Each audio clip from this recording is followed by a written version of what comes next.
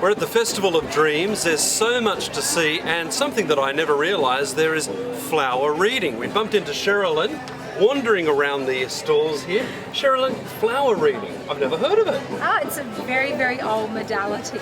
It's looking at the doctrine of signatures, Yes. which is the shape, the colour, the traditions, the herbal lore of flowers.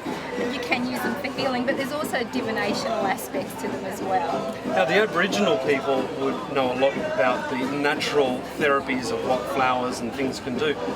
In terms of reading flowers, what are you reading, a bunch of roses? I am. I'm reading roses, any sort of flowers, and it's interesting that you said that about the Aboriginal people, because this is the Australian wildflower reading cards, and I've created them out of my own artworks, and I've also written them.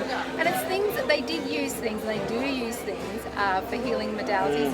But also, if I share one of the flowers with you, the Guiamere lily, which is flowering at the moment, the Aboriginal people in the southern areas of Sydney would wait until the Guiamere lily shot up its spear, and they would know that it was time to move to the coast. But they also knew within their communities that it was time to start thinking about the next season, thinking about each other and looking after each other. And they actually used it as a divinational aspect in their everyday lives. So if they saw one out of season, Yes. starting to flower, they would think, oh, I have to look at my community and the things that I need to do. So it's those sorts of things.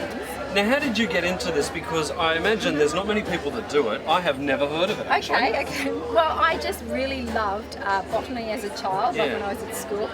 Loved flowers as well, and the scientific aspects, and I just started reading, and I've read a lot of old botany books and a lot of old Victorian language of flowers, and I just kept researching. I kept sort of looking at things and collecting these books and talking to people and travelling, and just collected all the research myself. And you're right, I've never met another flower reader. So like traditional tarot cards, when you have a reading and they put the cards down and they tell a story about what's happening in your life, how do the flowers do that?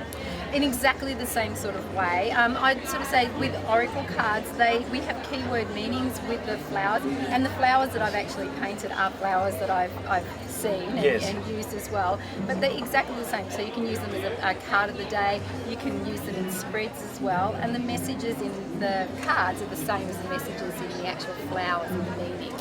How amazing. Well, look, now for more information, where's your website? Where do we go to? We can obviously buy these through the website or by making contact with you. They're available from the 1st of September nationwide in Spring. bookstores. Spring, yes of course. Is that a flower thing or what? It is a flower thing. Rockpool Publishing has put them out. Brumby Sunset is the distributors for any stores that are out there as well.